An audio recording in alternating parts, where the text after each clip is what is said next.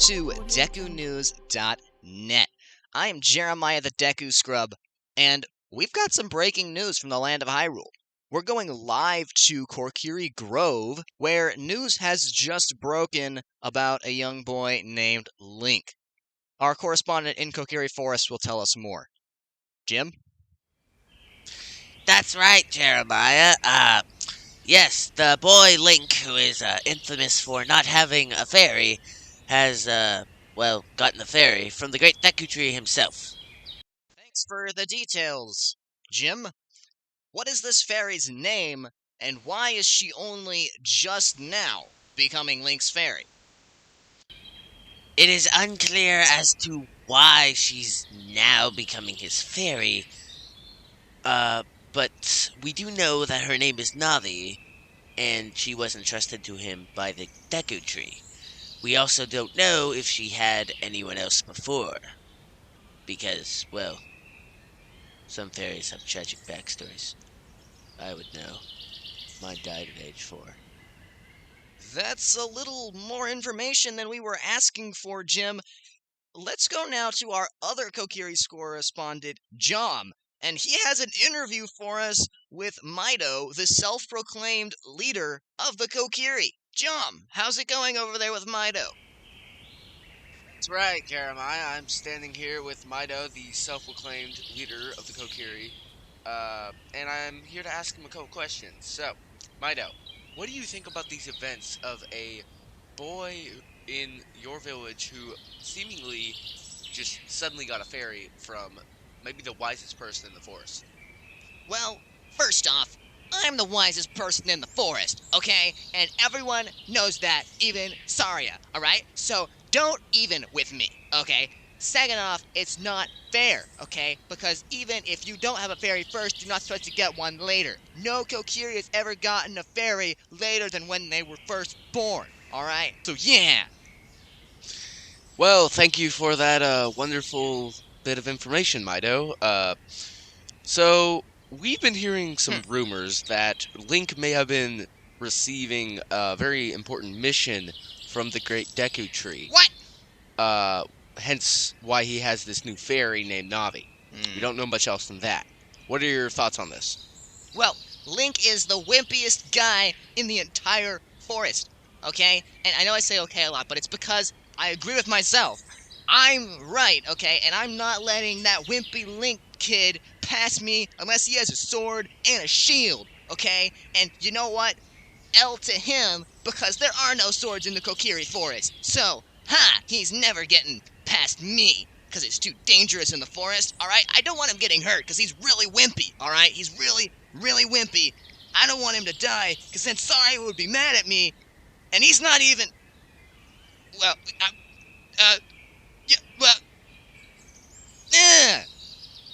Well, I don't know what that last, what even part was, but I think that's all we have from Mido today, because he just stormed off very angrily. That is it from me. Back to you in the studio, Jeremiah. Thank you, John. That was some great quality reporting from you and Jim there in the Kokiri Forest. In other news, we have received word that Talon is bringing his LonLon milk to Hyrule Castletown for the market this coming weekend. So if you love LonLon milk as much as I do, make sure to check out his stall in Hyrule Castletown. Hopefully, he stays awake longer than he did last year. That's all from us here at DekuNews.net. Now for our Loreumentary, this is Jimothy Johnson. The land of Hyrule has a long and complicated history. In every era, a hero arises to defeat a great unnamed evil. We begin with the legend that starts it all, the 3 golden goddesses. Before time began, before spirits and life existed, 3 golden goddesses descended upon the chaos that was Hyrule. Din, the goddess of power, Nehru, the goddess of wisdom, Furore, the goddess of courage. Din, with her strong and flaming arms, cultivated the land and created the Red Earth. Nehru poured out her wisdom on the earth and gave the spirit of law to the world. Furore, with her rich soul, produced all the life forms who would uphold the law. The three great goddesses, their labors completed, departed for the heavens. 3 golden sacred triangles remained at the point where the goddesses left the world. Since then, the sacred triangles have become the basis of our world's providence, and the resting place of the triangles has become the sacred well.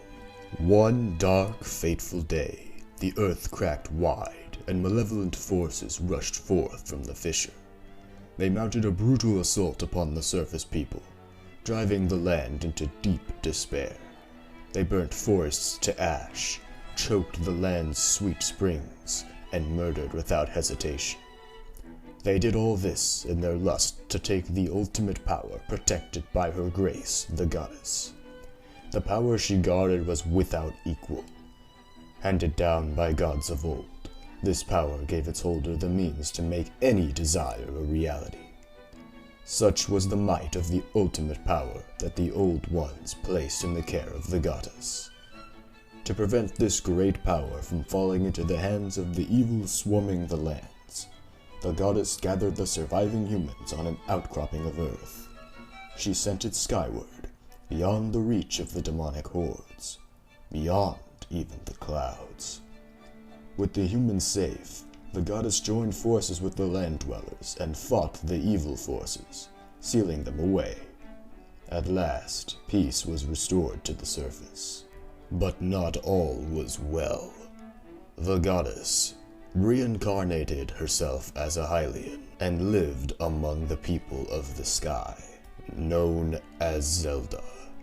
Zelda was kidnapped by Girahim, the sword of an ancient evil, and followed by the great hero of the sky, Link, until he finally defeated the imprisoned great evil known only as Demise. Demise pronounced a final curse on Link, promising that his malice would reign between Link and Zelda's descendants forever. Link and Zelda returned to the surface and founded the land of Hyrule. An era of prosperity followed for those who lived on the surface, until the evil god Vati is born. He was defeated by the hero of the Minish, and subsequently by the hero of the Four Sword, from which he would never return. An ancient war followed, the Hyrule Unification War, between 2 warring tribes of Sheikah. During this war, the Gerudo people were cursed and banished to the desert. Their king, Ganondorf, knew they could not live long alone in the desert. So he manipulated the king of Hyrule and eventually betrayed him, burning Hyrule Castle Town to the ground and killing the entire Hyrule royal family except for Princess Zelda. Zelda joined forces with a Kokiri boy named Link, who turned out to be a Hylian, to defeat this Ganondorf, who was also inhabited by the spirit of Demise, also known as Ganon. 3 stories have emerged from this point. One where Link and Zelda lose to Ganondorf. One where Link returns to his childhood and tells the King of Hyrule who Ganondorf really is before the betrayal occurs. And one where the hero disappears after defeating Ganondorf, dooming the land of Hyrule. The story where they lose goes like this. The sages who were left seal Ganondorf away in the spirit realm, turning it into the dark world. Ganon is revived multiple times, but each time is defeated by a hero with the spirit of the hero. Thus follows the Gold Era, the most prosperous time for Hyrule, until the tragedy of Princess Zelda I. This leads a downward spiral until Princess Zelda II is rescued by a 12-year-old boy who defeats another reincarnation of Ganon, saving the dystopian landscape and the ruins of Hyrule. 5 years later, this hero, Link, again saves Hyrule by preventing the revival of Ganondorf and living in peace for the rest of his days. But that is just one retelling of the history of Hyrule. In the second retelling, Link, after defeating Ganondorf, goes back in time to before Ganondorf betrayed the Hyrule royal family, and tells the king, warning him that Ganondorf will betray him.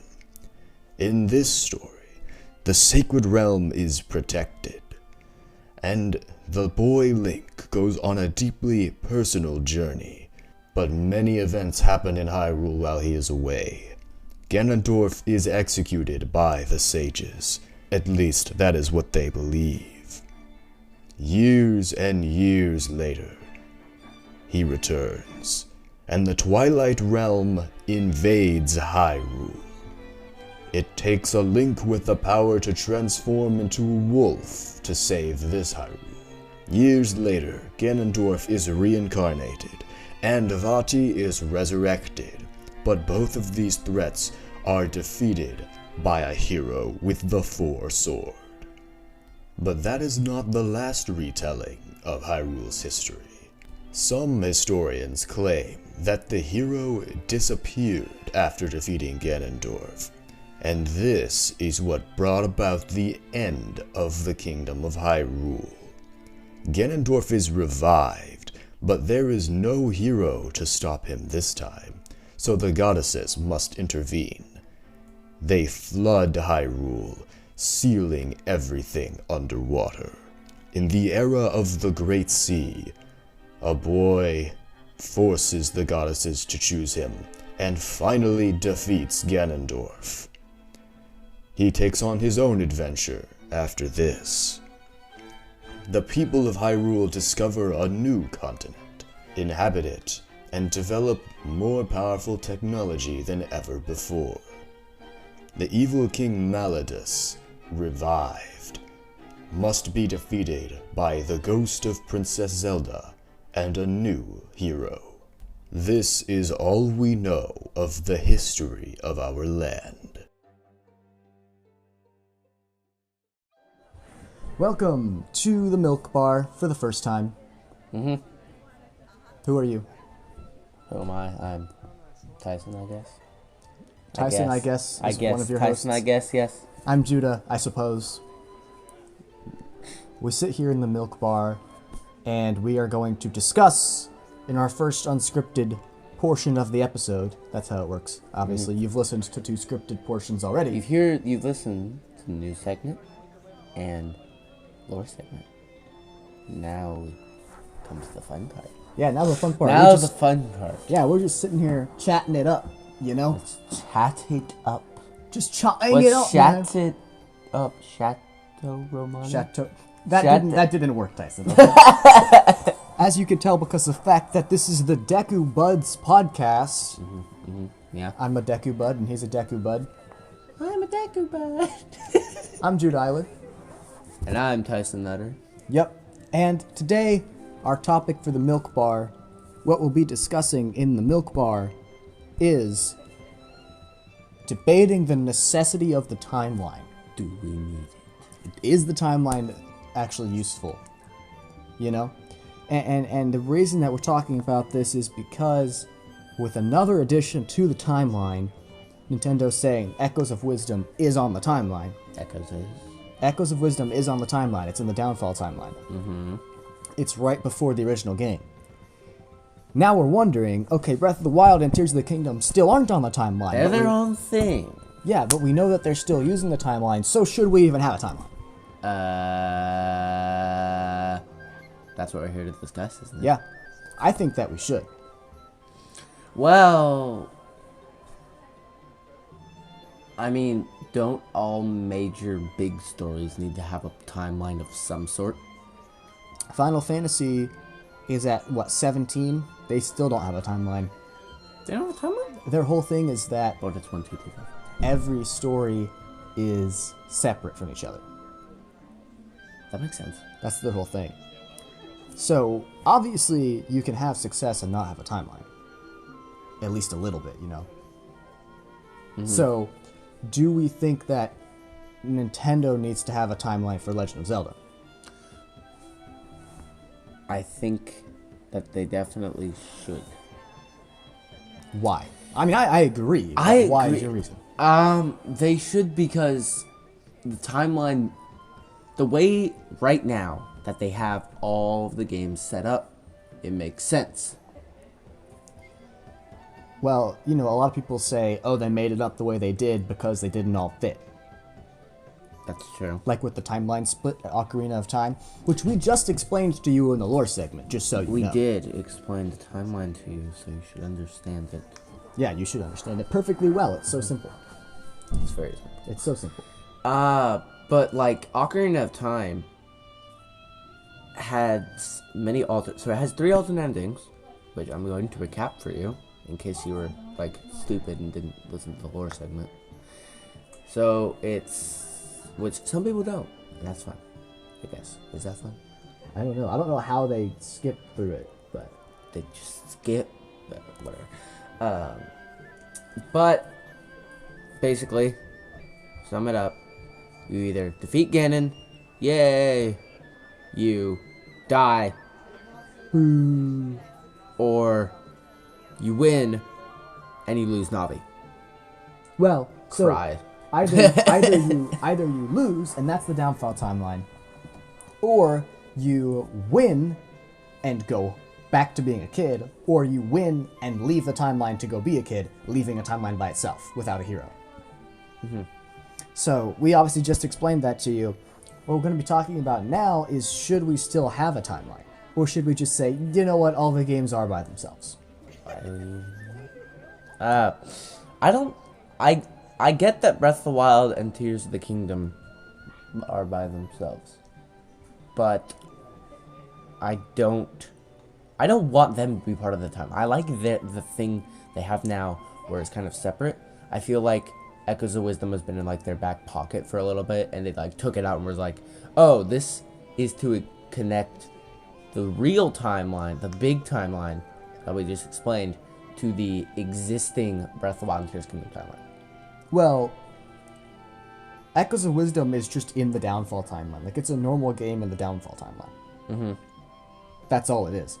And so I think that it's important that we have a timeline, because for me, having a timeline and those that connective tissue, for me, that makes the games more interesting. Okay. You know what I mean? Like, just a bunch of random standalone games, you don't feel like you're playing as the same characters, but there's no underlying reason for why they're the same characters. It's just like they're just doing stuff. Final Fantasy. Yeah, exactly. And Final Fantasy has different characters every time. Like, they're pretty much just different games in every... Like, it's just a different... There's... The only thing making all the Final Fantasy games is that they say Final Fantasy on them. So, for that reason, I think that the timeline is hugely important, and that we should definitely, most assuredly, keep using it. Because Final Fantasy. Yes. But more importantly, because it makes the stories more interesting and more intricate and more cool. I agree. I would have to agree. I don't have anything bad to say about timeline other than the fact that I like that Breath of the Wild and Tears of the Kingdom have their own little timeline. I do find it kind of annoying sometimes when it's like beginning, Ocarina of Time, child timeline, adult timeline, Heroes Fallen, Hyrule Warriors, Link's crossbow training, Tingle, all this stuff. Those games aren't in the timeline. Hyrule Warriors. Hyrule Warriors and Kingdom. Kind of. Well, it's not. That's the thing. Is it's Age not of canon. Calamity is kind of. It's also not. It's not canon. I think it. Because it's technically, like, if you think about it, it starts a different universe because there's time travel backwards. So when he goes backwards in time, that makes a different timeline. But that's not technically canon. So for the purpose of this conversation, like with the official timeline, that's another thing I have onto it. I think that Breath of the Wild and Tears of the Kingdom are open for theorizing to what they are. Mm-hmm. Like, think about it. Tears of the Kingdom came out over a year ago, almost 2 years. By now. A year and a half. It was April of 2023, so a year and a half at this point.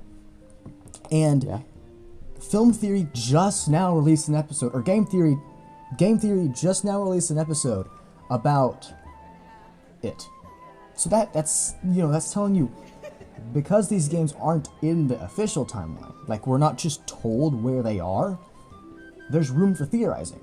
Mm-hmm. Game Theory's theory is pretty compelling, but there is room for other theories, Yes, and I like what they did with Breath of the Wild and Tears of the Kingdom.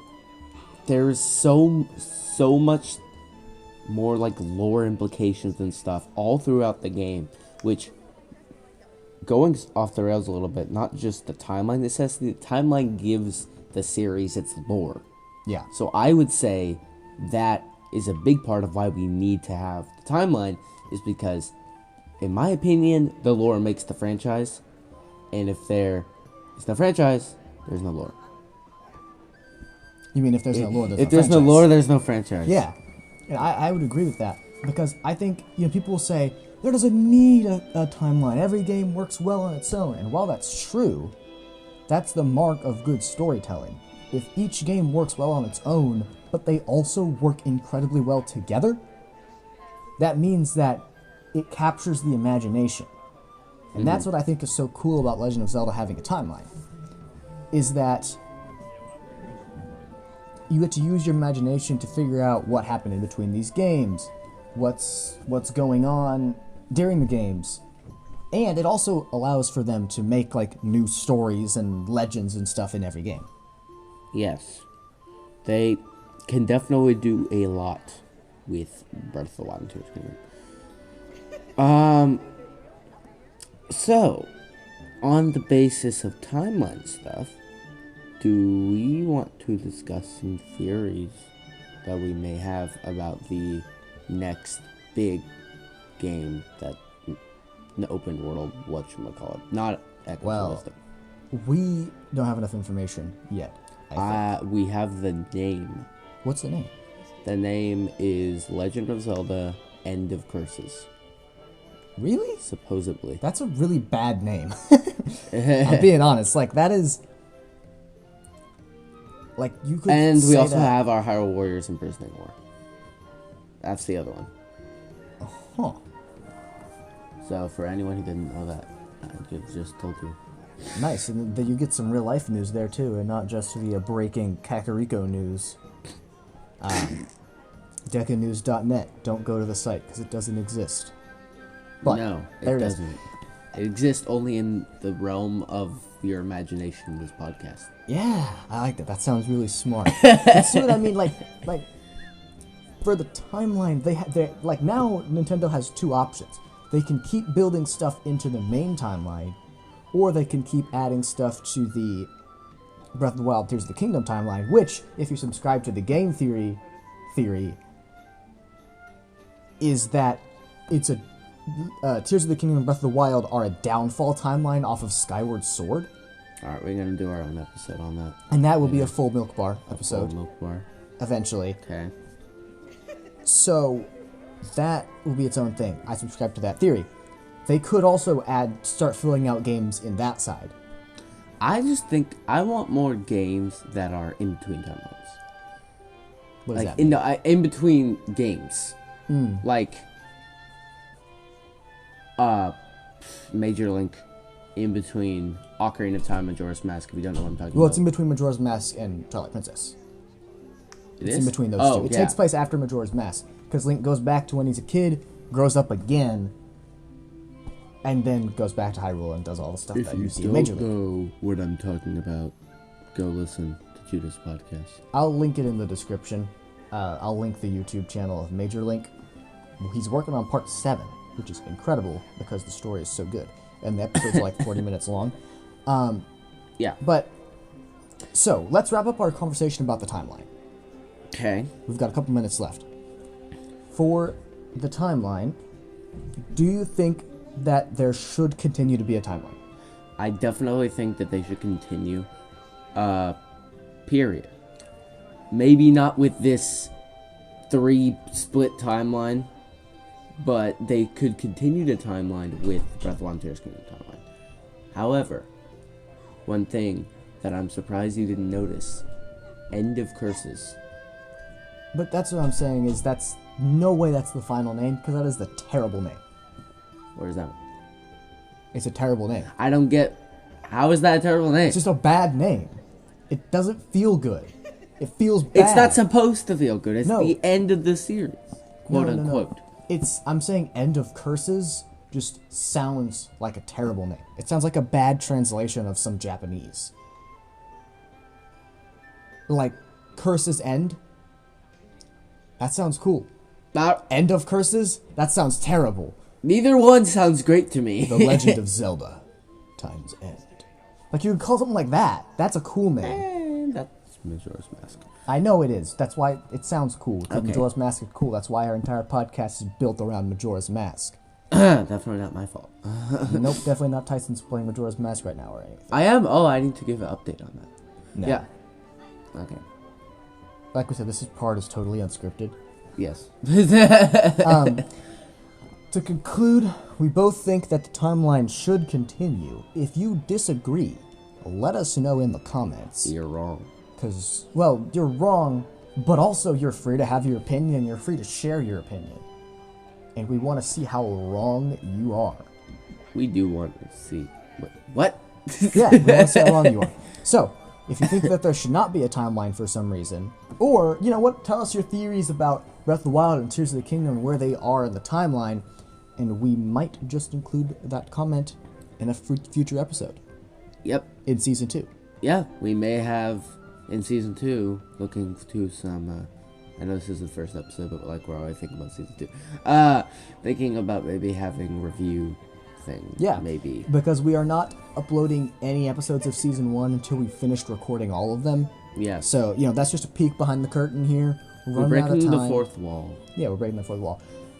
We break the fourth wall anytime we say you and we're talking to the fans. We're almost out of time. Thank you for listening to this edition of The Milk Bar. Bye.